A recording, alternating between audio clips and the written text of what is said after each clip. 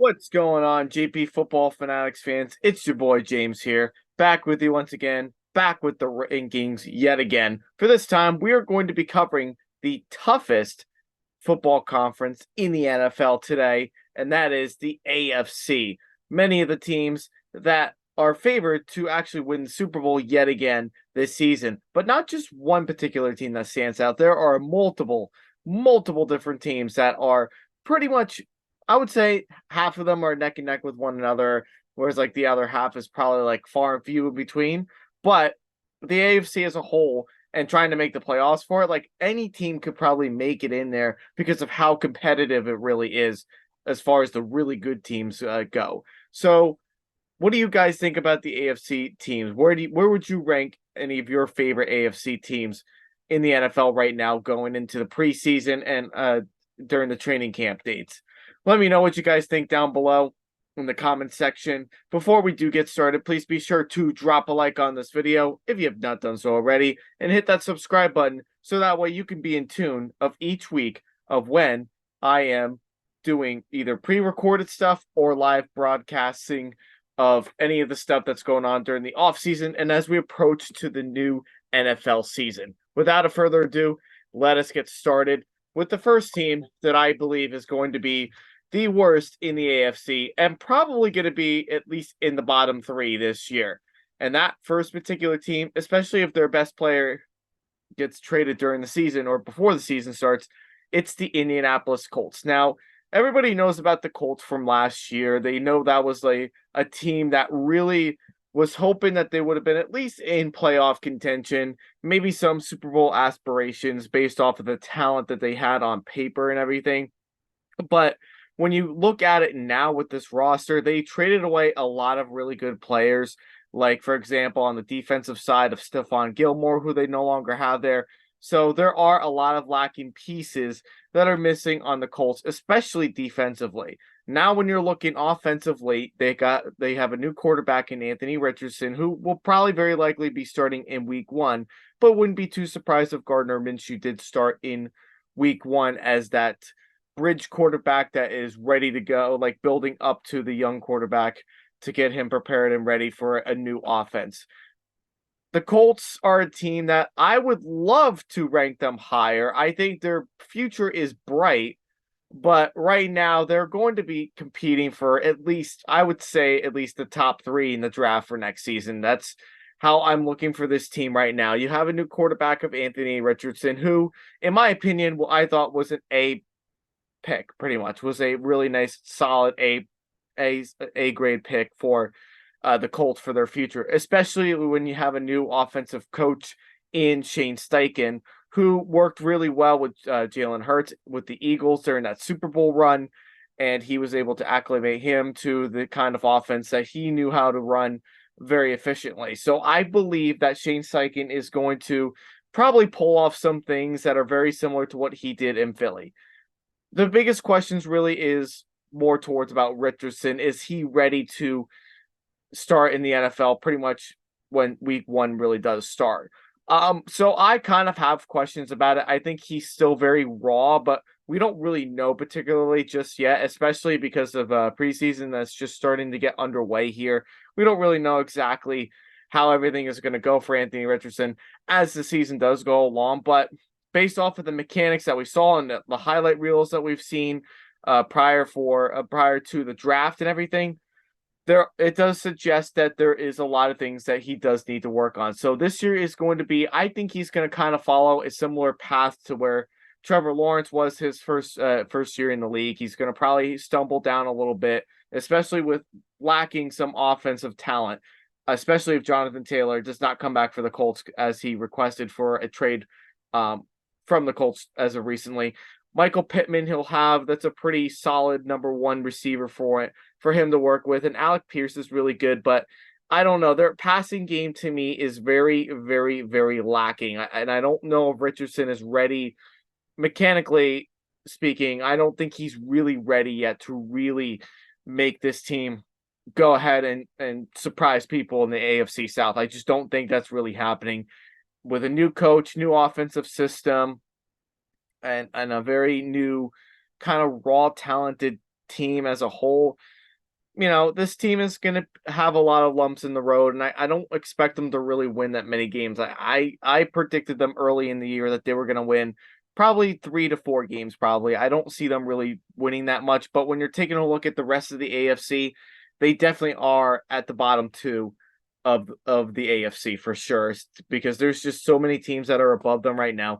However, I like the future for them, but I think for this year, particularly with what we've seen during the draft, what we've seen in the offseason, what they traded away, what they've gained and everything, I just don't think this team is really ready yet to be playoff contentions, be a dark horse or anything like that, or win that many games against, good quality teams. Although they could surprise, they really could surprise, and you never know.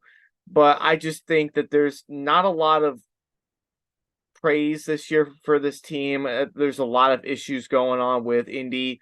And if they lose Jonathan Taylor in the trade, that's going to be a lot of things to really work around in. And how is this offense going to function without Jonathan Taylor, who was the heart and soul of this offense for the last 2 seasons? So with that really being said, the Colts' future is at stake. Right now they're at stake, but I think their future might be bright. Hopefully, if everything works out with Shane Steichen, as long as he can provide something to this team and put a spark on this offense, and maybe Richardson and develop him well and in the right efficient mode, they could be a decent team. But I just don't see it this year. So the Colts are at number 16. They are the worst team in the AFC. The team that is ranked above them, and I'm sure a lot of people, a lot of fans are very happy that this team is no longer at the bottom of the league. It's the Houston Texans. The Houston Texans, I think, are going to be better than the Colts this year. Why do I say that? Well, you take a look at what they have on the roster. I think it's a very extremely underrated roster that they have, with some injuries that are occurring right now during the training camp. Like, for example, Dalton Schultz, they kind of who's injured right now, and we don't know how severe the injury is going to be. We don't know how long he's going to be out for. So that's already one piece that you're missing there. So this team truly does not have the number one receiver like some other teams do, like young quarterbacks do right now, like with Tua, with Tua and Tyreek and Josh Allen and Stephon Diggs, or Joe Burrow and Jamar Chase, or Patrick Mahomes and Travis Kelce. Like, he doesn't, like, CJ Stroud really doesn't have the number one guy, but Robert Woods, I guess maybe he could be something for the passing game, maybe. But I don't know. I think there are some pieces still lacking in the offense besides CJ Stroud, besides Dalton Schultz and Robert Woods. I mean, Dameon Pierce is good. I think the run game will be very underrated. I think it will be pretty good this year with Dameon Pierce and Devin Singletary, who will be splitting some time with Pierce along the way. So I think the ground game will be really good. Defensively, I really think their defense is going to be I think they're going to be pretty high this year in terms of how they play defense. I think their defense is definitely being slept on by many teams. So I really wouldn't sleep on their defense, especially when you have the number 3 pick overall and Will Anderson as the linebacker from Alabama. I wouldn't sleep on him. I think he's going to really develop and really be good for this defense, for this pass rush that Houston really wanted pretty much since day one, really, before last year even started. They really saw something in him, and I think it's really going to pay off in the long run there. So I think the Texans having him is a great attribute to the defense.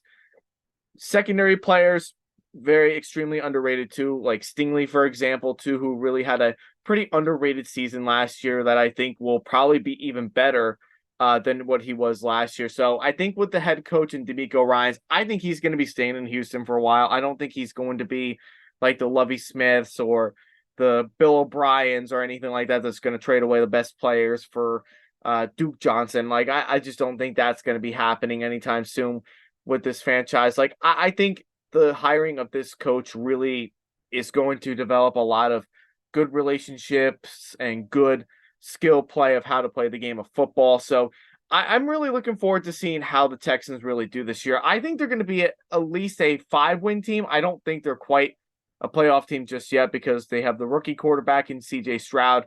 I don't think he's I don't think he's going to put this team be able to carry this team on his back, but I think he's going to do a pretty fair job for the team and be able to provide with what he's got. And he'll have veteran leadership around him that will hopefully develop him into a sophomore campaign and will be better for next year. So the Texans are at number 15. I really like what they are doing in the offseason, and I can't wait to see how they do when the regular season starts. Then you go to number 14, and this is like where the rest of the AFC was like extremely hard to rank. So I had a lot of questions about it. But at number 14, I have the Las Vegas Raiders. Now, the Raiders offense is probably, out of the three that I've ranked so far, is obviously the best offense out of the three teams that I've ranked so far. So they definitely do rank before the Colts and the Texans.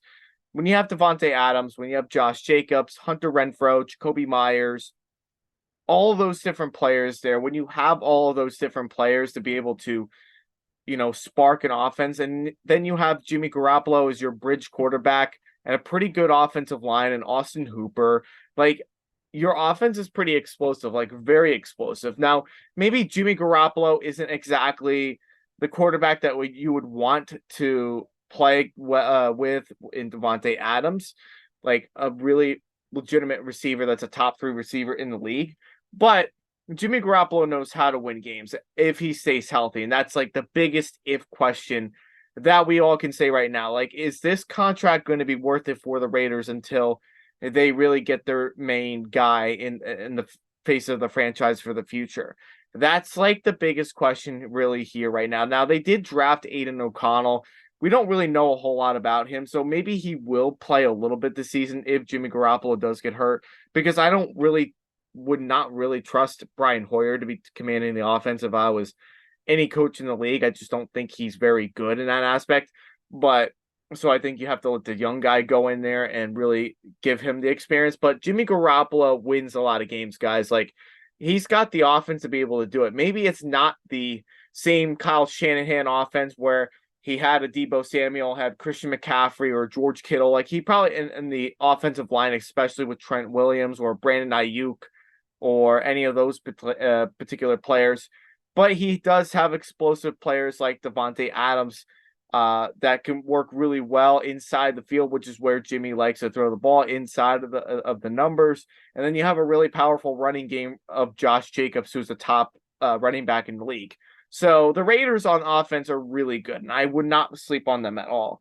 Now, defensively, they look good on paper. Defensively, they look good on paper with Max Crosby and Chandler Jones and Hobbs at corner. And then they drafted Tyree Wilson too, who's going to definitely be getting a lot of playing time too. So their pass rush, I think, will be fine. I think their coverage and being able to play man is going to be more of a big question mark because they didn't really do that much to fix up those problems right there. So I think their defense is very underwhelming, where their offense is, they're going to have to rely on Jimmy to really stay healthy and be able to win shootout games, especially in the toughest division that they play right now with the Chiefs and the Chargers and the Broncos. So that's really the biggest concern here too. And so Josh McDaniels will also be on the hot seat this year too, in his second year as head coach. So if things don't work out very well for the Raiders, chances are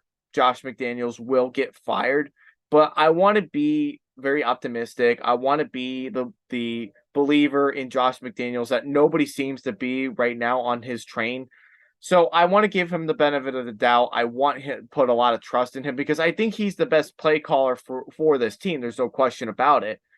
And he has a lot of Patriot blood in him too, on this team as well. So I think in a way, when you have Patriot blood in you, I think there's a lot of chances I think you're going to be playing like as if you were the Patriots. So not saying they are the new dynasty with like Brady or McDaniels or Belichick, but they're a nice team that's very sneaky that I believe they're going to really sneak up on a lot of teams. It's just really dependent on whether or not the defense is going to be able to hold up on them, which was something that was a travesty from last year because that was something that they were not successful in doing. So it's a new year, new quarterback. we'll see how things go. But I'm very optimistic that I think the Raiders will do a lot better than what people want to give them credit for. So the one team that is ranked above them, which I don't really know why I have them ranked above, but I think really a lot of it is mostly because of coaching, and that's the Denver Broncos. Sean Payton is the new head coach for this team. We all heard about the recent controversial comments that Sean Payton made recently in terms of that was targeted more towards Nathaniel Hackett. So a lot of controversy there right now. So maybe that's going to be hindering some bad luck there after that. So when I see the Broncos, I just don't see them any higher than 13. Honestly, if I really wanted to, I really think they could be worse than the Texans because I like the Texans upside more than I like Denver's. But Denver has the coaching staff now that last year last year that wasn't there at all. Nathaniel Hackett was a nightmare for this team that he just could not be a leader in this role as head coach for a football team. So that really didn't work out very well. And that doesn't give any excuses to Russell Wilson, too. He played absolutely putrid last year. This year, I think he's going to be playing better. I would like to see if he could play better, mostly because I think he has a new coach that knows what he's doing. He's had a lot of success. He's won a Super Bowl before with Drew Brees. So I would like to see him be developed more with a coach that knows how to develop with good quarterbacks. So that's something good for Russell Wilson. Whereas like the offense though is very, very, very subpar. Outside of Jerry Jeudy, I don't know what all these other players are going to be like, honestly, this year. Javonte Williams is going to be coming off an ACL surgery, so he is expected to start in week 1. And then you look at Courtland Sutton, who is not really the guy, honestly. I kind of would just move on from him, but you have to kind of keep him now based off of the injuries that are going on right now. Tim Patrick is suffering with an injury again. And KJ Hamler is probably going to be out for the season with the way that's looking right now due to a heart condition that I've heard as of recently. So that's going to play a lot of factors in how the offense is because KJ Hamler was the deep threat guy that Russ would want to go to in the deep route. So that's going to be very hard for Russ to be able to push the ball down the field because I don't think Jerry Jeudy is really that guy that can be a real deep threat there. But there's not much about this offense that really gets me excited or scared about. So I'm going to kind of move on from that. Maybe Sean Payton will develop them to be something, but there's nothing really that I could write home about that makes me say that they're good. Defensively, though, however, I think their defense is very good. I think their defense is what keeps this team in a lot of their games, as they did from last year. The team averaged 16 points a game, but the defense kept them in the game every single time out. So the defense really doesn't have a lot of worries for me. I think they'll still play fine, but the offense has to get themselves going and they have to improve because at the end of the day, when you think about it, defenses get tired after a while. And same with the Texans. When your defense is out there for so long, things happen. Mental mistakes start to happen if your offense isn't able to score points. So that's where the Broncos are going to be. I think they'll be slightly better than what they were last year, a couple of games ahead of what they were a year ago. But I don't really see them being any better than what they were from last year. Maybe the coaching upgrade for sure, but not really as a team as a whole. I just don't think they really did anything else that makes me say, like, I think they're Super Bowl ready or playoff ready. I just don't see it. Next team I have at number 12 is the Tennessee Titans. Now, the Titans, a while ago, I talked about the Titans. They're a very questionable team, especially offensively. Now that they have a receiver in DeAndre Hopkins, they moved up a couple of spots. Honestly, if anything, I thought they could have probably been at the bottom of the AFC rankings. But since they have that acquisition of DeAndre Hopkins, they're no longer at the bottom of that. But they're still at number 12 because that offensive line is just not very trustworthy at all. They're not a very good unit. They're old and they don't pass block or run block really anymore. So that's where my questions rely on there too. Like Ryan Tannehill can still sling it down the field and he's still very mobile. And for a guy that doesn't have an offensive line, he still puts up pretty good numbers too, which is very impressive. Traylon Burks in year 2, I think will be better than what he was last year. I think now that he has DeAndre Hopkins, it will be um, tremendous help for him to be able to develop under a veteran leadership in Hopkins and being able to be like that future number 1 guy that he probably could be at some point due to him, being drafted in the first round.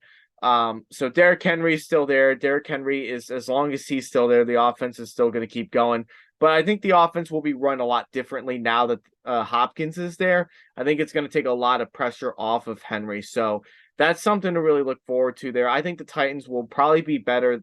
Honestly, I think they'll be even better than the 12 ranking, in my opinion, as the season does go on. But right now I have them at this ranking because we just don't really know what they're going to be yet. And a really tough AFC conference, there's a lot of teams that are ranked ahead of a lot of these teams that makes it very difficult to rank them really high. Defensively, they'll still be very good. I think their defense really is going to keep them, like with the Texans, like with the Broncos, will keep them in a lot of games. It's just going to depend on whether or not the offense is going to be able to hold up. So that's really the question there. But I still like Mike Vrabel. I think Mike Vrabel is a top 5 coach in this league right now, and that's no exaggeration whatsoever. I really think he really has put this team on his back, and really, from what we saw from last year and the talent that they had from last year, really wasn't very good, the talent. Let's just be honest with you right there. So the guy can really coach very well. We know that. So I really like what the Titans are doing. I think their future is bright. I don't know if I would have paid as much money for Hopkins at $26 million. I think that was very high. And I'm still kind of in question of like, why wouldn't Hopkins want to take a pay cut to go somewhere else to win the Super Bowl, because that was his aspiration. But either way, it's still a very good choice, a very good team to go to. So I'm happy that he's going to be the number 1 guy still at 31. So the Titans are at number 12. At number 11 is the Pittsburgh Steelers. Now, the Pittsburgh Steelers are a team that I feel like would be below, but because you have Mike Tomlin and what he's been able to do during his time in Pittsburgh, he's always found ways to have this team above 500 or around 500, no matter who's at quarterback outside of the Ben Roethlisberger era. Whatever the case may be, really, the Steelers are still going to be at 11 because I just don't. Kenny Pickett is good. Kenny Pickett is good, but we don't know what he's going to be like in sophomore year. Last year, he kind of came in. He came in the middle of a game, and he played exceptionally well. Exceptionally well. Then you go into the season, he was going to take some lumps. There wasn't a lot there really for him to work with outside of George Pickens, Deontay Johnson, Najee Harris too, who had a really, really slow start last year, and a very injury-prone offensive line, and their defense was also beat up from time to time too. So the Steelers went through a lot of adversity, and they still finished 9-8 last year, which is just out of this world. I have no idea how that even happens. But regardless, though, the Steelers, Kenny Pickett, it's like a chess game, I guess you can say, really, because you don't really know. They're one of the trickiest teams to rank in the NFL because the talent is probably the 4th best in the AFC North, but they always play better when people doubt them and people want them to have losing seasons for whatever reason. That's just always been the culture. But if Kenny Pickett can play in year 2, and if he can have that connection with George Pickens, which I think is going to be the future connection between the two, the quarterback and the wide receiver, I think at least, I think this team will fare up. I think they will be good or something. They'll be in like that playoff contention because it's Mike Tomlin. He always finds ways to keep his teams in races like that. So, but there's still some questions I have about them where I can't really rank them in the top 10 yet. And that's really if they're at full capacity of health is really what it comes down to. So the Steelers are at number 11. Now, the team that's ranked above them were a team that were atrocious last year, but they still won games, and they just missed the playoffs by the skin of their teeth, and that's the New England Patriots. Now, the Patriots, I believe, are a team that's flying under the radar, a team that's definitely being slept on by many teams in the NFL. But me, I don't think so. This team has built up to be better than what they were last year. Last year's offense was extremely putrid under two guys actually, under the names of Matt Patricia and Joe Judge, an defensive coordinator calling offensive plays, and a special teams guy coaching the quarterbacks. How does that work out? And they still figured out to win 8 games, which is extremely impressive on how they do that. I have no idea how they won 8 games last year with the coaching staff that they had last year. It was absolutely horrible. But Bill O'Brien is back at the helm. I think he's going to be so much better than what they had last year. I expect Mac Jones to have a big leap this year versus what he had from last year.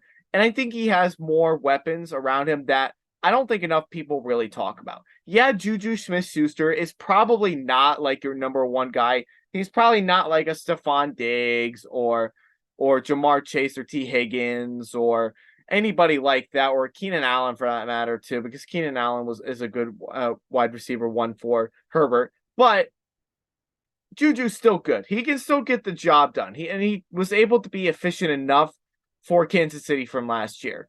So I think New England, in that sense, I think they improved in certain positions. Tight end, they got Mike Gesicki to split some time with Hunter. I can't think of his name right now. Hunter Henry, excuse me. Then you have a good run game with Ramondre Stevenson, which really seems like they're not completely satisfied with Stevenson, and they want to be able to pick up another back to help him out, which there was some talk that Zeke Elliott went to go visit them, but didn't come out of a deal, which is very interesting.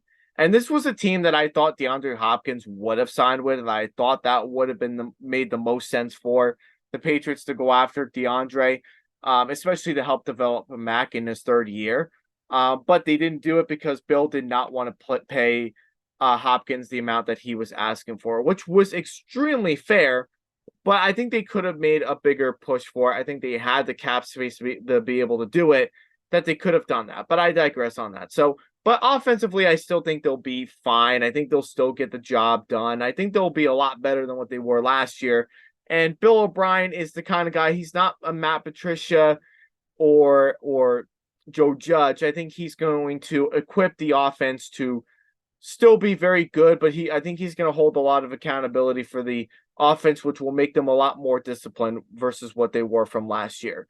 Defensively, still top 5 unit in the league. Obviously, you don't have Devin McCourty anymore. He retired, but you still have Matthew Judon. You still have the Joneses.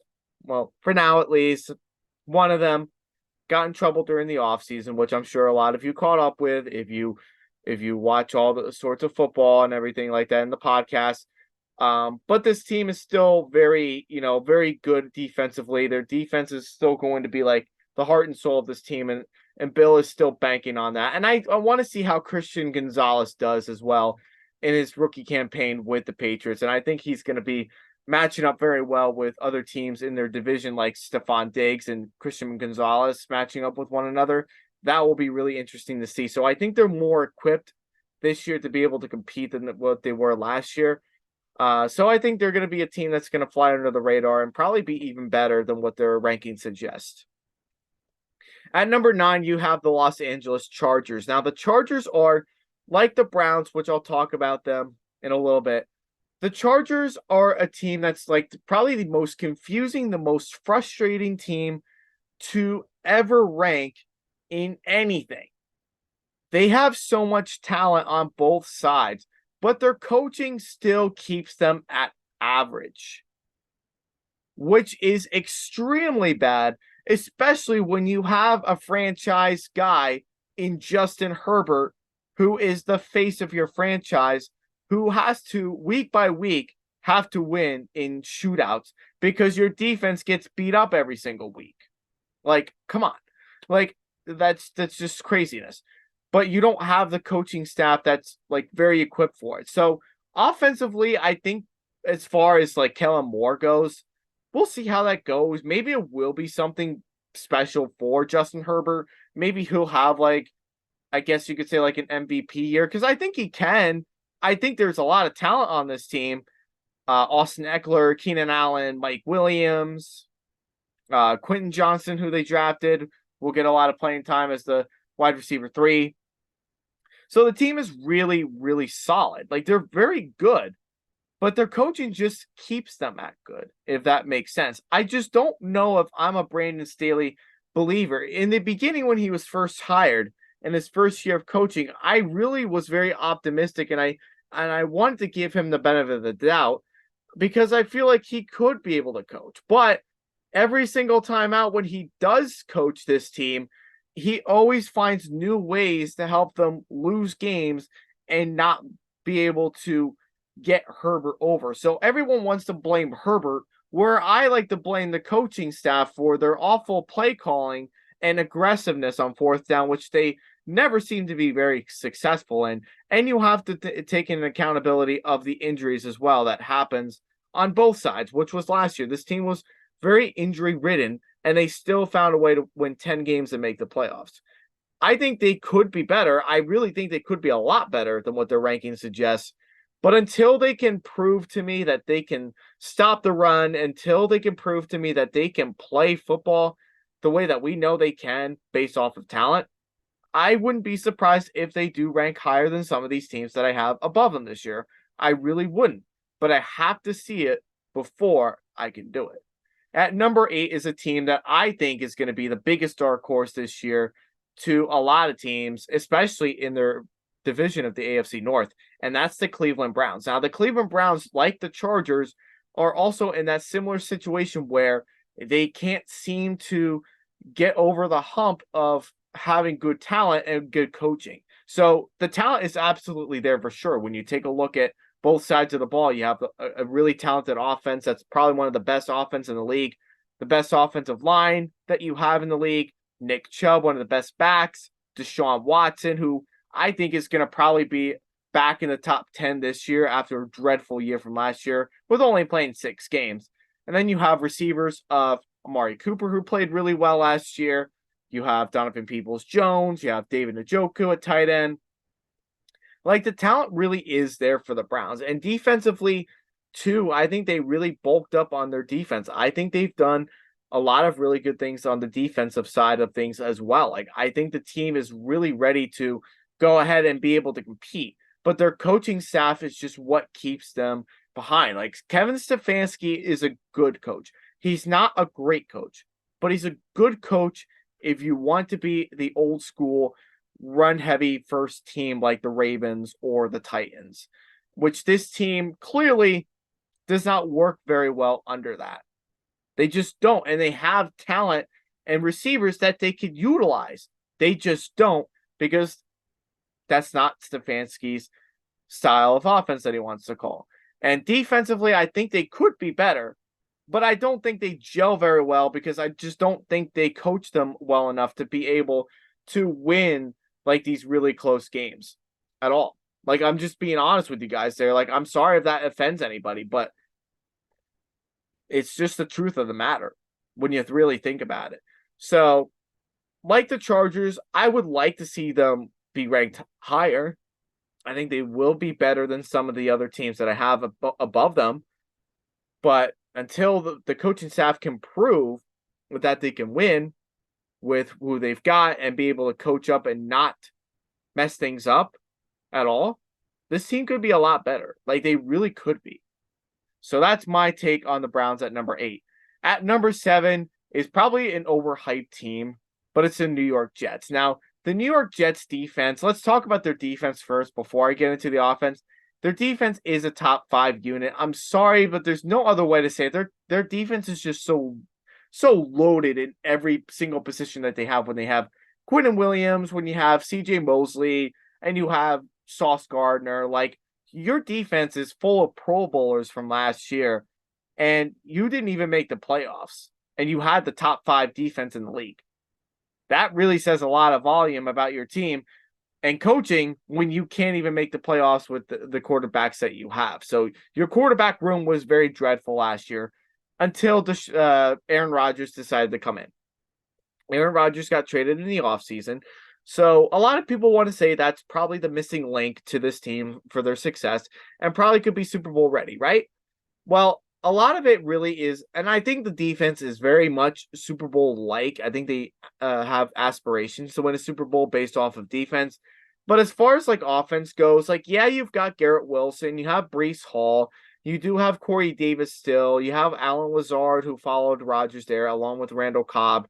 And you have weapons to work with, but how consistent can they really be? I mean, Alan Lazard was okay, but he's not your number one guy. And Randall Cobb is getting older, and I don't really expect him to really be in New York very long. I'm just being honest with you right there. And your offensive line is very, very suspect. And oh, yeah, by the way, I forgot to mention defense also has Will McDonald, too, who they drafted, which I love Will McDonald for them as their edge rusher. So that'll make their defense even more elite this year. So Aaron Rodgers at 39, he's getting old. We all know that. We know he's towards the end of his career and he wants to win at least one more Super Bowl until he retires. Are the Jets the team that's going to go ahead and win a Super Bowl for you right away? I don't know. I just think there's a lot of questions around them, especially with coaching. Not so much on Nathaniel Hackett because he's worked with Rodgers before. So him and Rodgers are pretty familiar with each other. So I'm not really worried about that too much. And I used to be really high on Robert Saleh as the head coach. Like, I thought he was extremely underrated. But now I'm kind of seeing, based off of different podcasts and different things that I read about and everything like that, he's going to be on the hot seat for this year. And if things don't work out, I can definitely see him, along with many coaches this year that are in the hot seat. I could see him being fine. No question about it. So the Jets are at number 7 for that reason, because I just don't know. We don't really know exactly what kind of team is this really going to be, especially with Rodgers in his older years. We just don't know how this team is going to be. So the Jets are going to stay at number 7 for that. At number 6 is the Miami Dolphins. Now the Dolphins, offensively, they're amazing. Tyreek Hill, Jalen Waddle, what else really is there to say about that?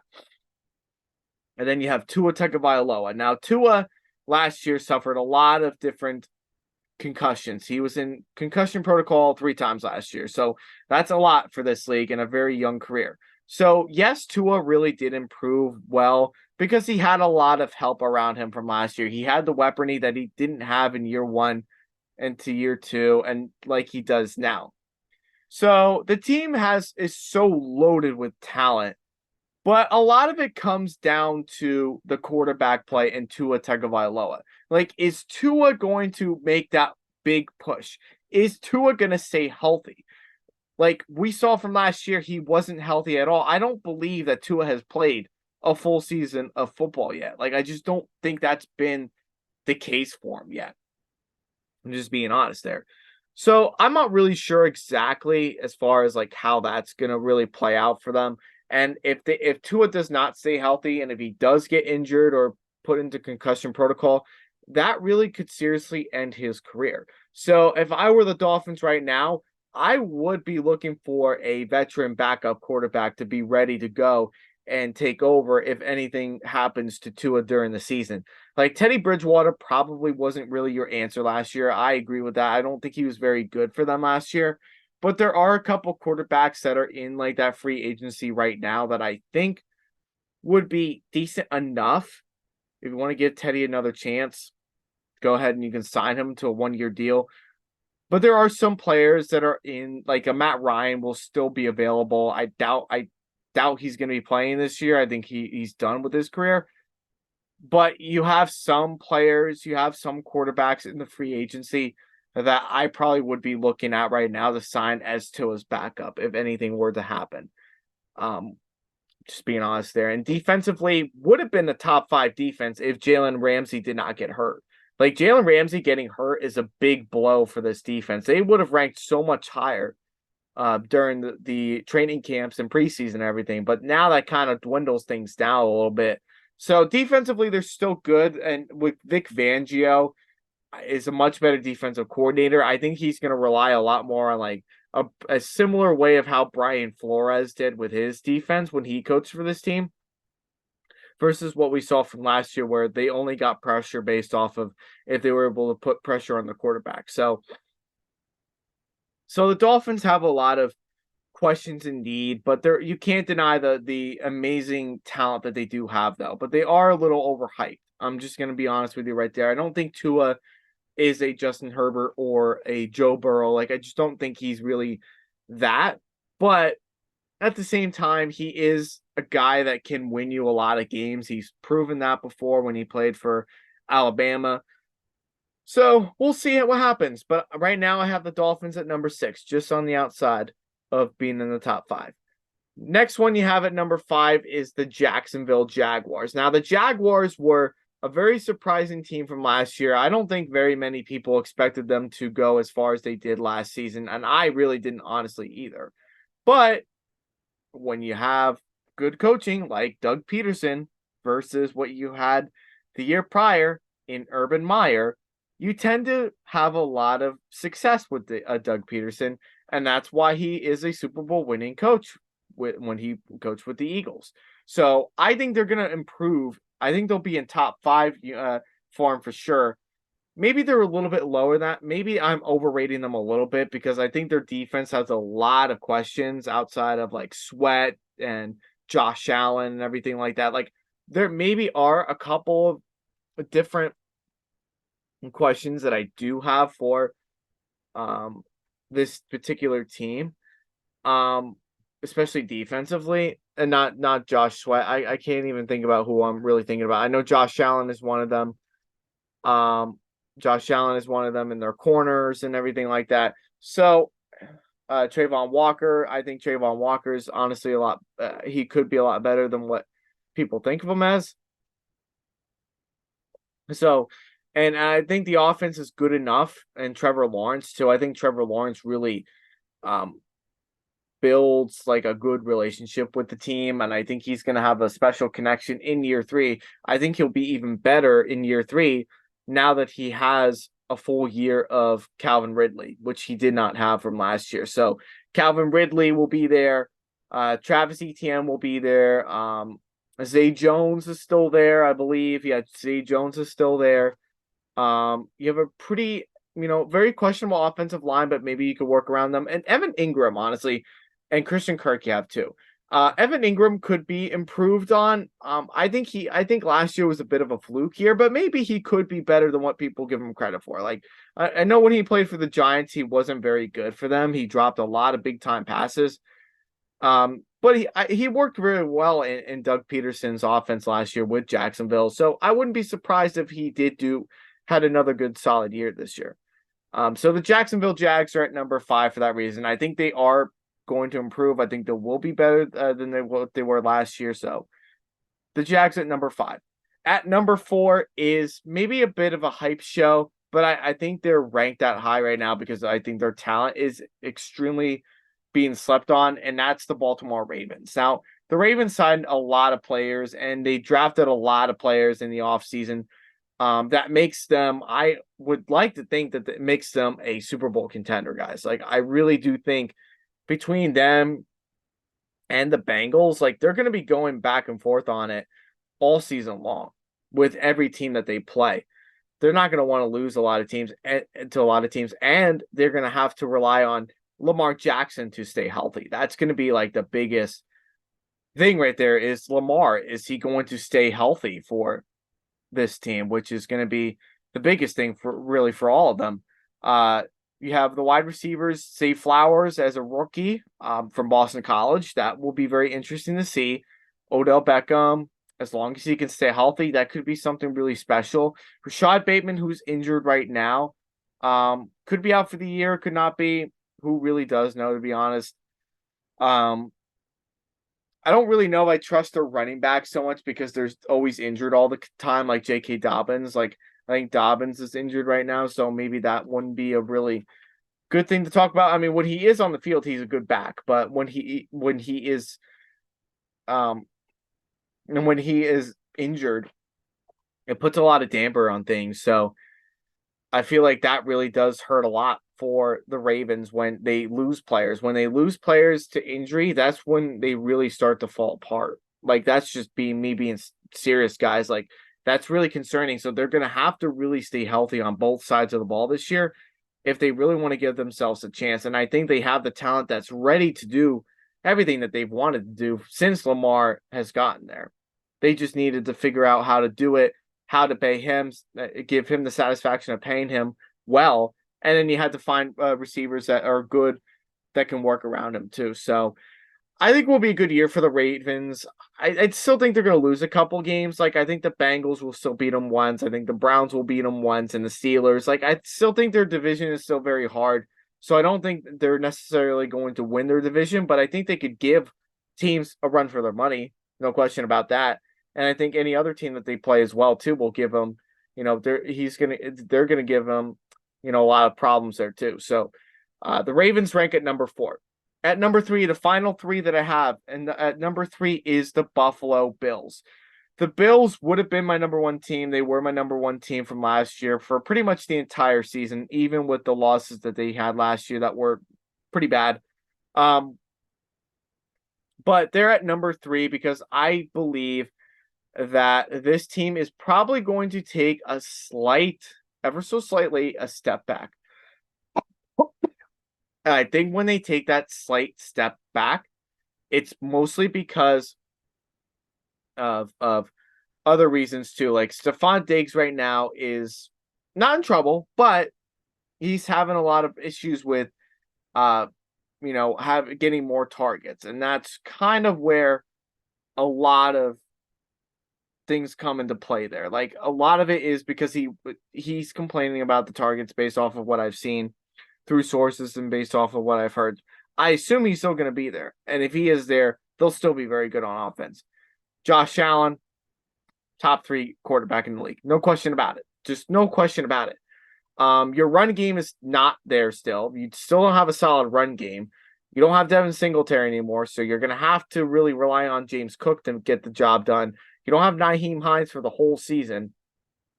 Gabe Davis is a solid number 2. Last year was kind of a down year for him, but I think he'll be better this year. And you have Dawson Knox, and you drafted a tight end too, which Dalton Kincaid was a good pick, but I would have gone for something a little bit more, something that they needed more desperately. An offensive line that's still kind of suspect, but maybe they'll be better on offense on the offensive line. And then defense, they're still very good. Like they still have very good players.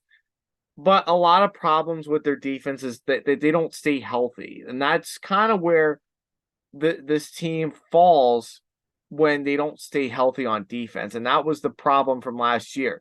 When you lose certain players that are like big onto your defense, like a Micah Hyde or Jordan Poyer, when you lose those 2 particular defensive players that are like high volume, and Von Miller you also lost too in the during the season last year too, your defense weakens and you don't have enough depth to be able to overcome that. So that's why I kind of push back a little bit on putting them higher than the 2 other teams, because I think they have the potential to be number 1. I really do. Like Josh Allen, guys, Josh Allen is a beast. Like he can do it all. And he did it all the last couple of seasons. From the 2021 season, he did it pretty much on his own. And then last year, he did it on his own with Stephon Diggs. So the guy has been carrying this team on his back to be able to be playoff team. Like if Josh Allen was not here, this team would be very mediocre at best. And then Sean McDermott wouldn't have a job. So Josh Allen is the guy that really keeps this team together. So they need Josh Allen to play for this team. They need him to play for the offense, and they need to give him more help around him. Diggs is an excellent pick for them to have at wide receiver, but give him more help. Give him a good run game. That's why this would be a good opportunity right now to look at free agency. Take a look at Dalvin Cook. It would not hurt to have the same brother on the same team. Ask the Watt brothers, TJ Watt and Derek Watt. They're brothers. They play on the same team. So, That's just what I think about the Bills. Like, I want to rank them higher. Like, I really do. But until they can really do the things that they need to do, like build up on that run game, get better on the ground game, and have more depth, this team will be like number one for sure. They're like right there. At number two is the Cincinnati Bengals. Now, the Bengals, I would say, are probably out of all the teams, including my number one team, I believe are the most complete team. Now, I understand defensively they lost Jesse Bates and Vaughn Bell. Yes, I understand all of that. And that really, truly hurts if you're a Bengals fan or you're a coach. That really does hurt your defense a lot. But your defense is still pretty darn good. Like, when you have a good coaching staff like the Bengals do, and very underrated, and you have a good defensive coordinator that plays well and matches up well with like teams like Kansas City that seems to be like their kryptonite as of late, you know, and probably could even beat the Bills too, honestly. They have the players that can do it. And then the offense, do I have to really say it? Joe Burrow is that guy, guys. Like, Joe Burrow gets the job done. He is a classic, in my honest opinion, out of all the quarterbacks besides Mac Jones. Joe Burrow is the most cleanest pocket passer in the NFL right now. I truly do believe that. And the guy, for all the years he's been in Cincinnati, has not had an offensive line. This year, they built around it. And they improved the offensive line. So I want to see what this team could do with an offensive line. And if that offensive line improves, this team is going to be ready to win a Super Bowl. Now, are they my Super Bowl pick? Still early to tell, but I think they're definitely going to be in that conversation, at least maybe in like that Final Four conversation, unless the Bills can find a way to beat them or Kansas City. But I think they are the most complete team. Like, I think they have every piece of what they need on offense and defense. A lot of it just comes down to the offensive line. Are they good? Can they hold up and protect Joe Burrow? That's going to be the biggest thing throughout the entire season. So if they can do that, this team could win a Super Bowl and could beat Kansas City when it comes to the postseason. I really, truly do believe that this team is built, the only team, in my opinion, that I think is built to beat Kansas City on a consistent basis. And their defense doesn't blow, a lead with like 13 seconds left. Sorry, Bills fans. So, Bengals are number two. And then finally, as I talked about, the number one team right now, the Chiefs. Patrick Mahomes, easily the best quarterback right now in the league. No question about it. Their offense is kind of lacking outside of Travis Kelce. They don't have Juju Smith-Schuster anymore. So they do lack a little bit offensively and weaponry. So they don't really have the weaponry like they used to have. But they have some solid players that can do good things. They just don't have the same players that they once had before. But regardless, though, as long as you have Andy Reid as your coach and you have Patrick Mahomes as your quarterback, you're still going to win games. No question about it. You're still going to win playoff games. You're still going to make the Super Bowl, probably win Super Bowls here and there, yada, yada, yada. So, so the run game is very, very, very interesting, to say the least. I say Pacheco, Jerick McKinnon. I mean, we don't really know the exact starting running back of who it's going to be this year. So I think it's going to be a lot of splitting time with, both Pacheco and McKinnon. And then defensively, I think we'll get better. Like, I think their defense will probably be even better than what they were the last couple of seasons. I think their pass rush is very underrated. Chris Jones is still very good, and he's still there. So your pass rush is still going to be very hard to do and to be able to play on. I just think their secondary couldn't be improved on. Justin Reid was pretty good for them last year, but I think you can still find ways to help Justin Reid develop with veteran corners. But I understand they don't really have that much money in the cap space to be able to do all that. But what can I say, guys? I mean, it's the Chiefs. They're the number one team for a reason. They know how to win games. They have this dynasty-like thing that's going on right now that they could be winning Super Bowls for the future. Like, do I think they're going to win 7 Super Bowls like Tom Brady did? Probably not. I think Tom Brady is still better, but he's a different style. of better quarterback play than Patrick Mahomes. It's different. But I think he could definitely challenge Brady. I think he can challenge the Steelers for winning 6 Super Bowls. Like, I think that can definitely be a challenge. I'm not sure if he'll be able to win all those many Super Bowls. But right now he's got 2. He's not even 30 yet. So I wouldn't be surprised if he did. I think as long as Andy Reid is there, I think the Chiefs could do really just about anything. I really do. And that concludes to all of my AFC team rankings. Let me know in the comments down below. Do you agree or do you disagree with my rankings on your favorite NFL team? It's your boy JP Football Fanatics saying thank you so much for watching. We'll see you all next time. Peace.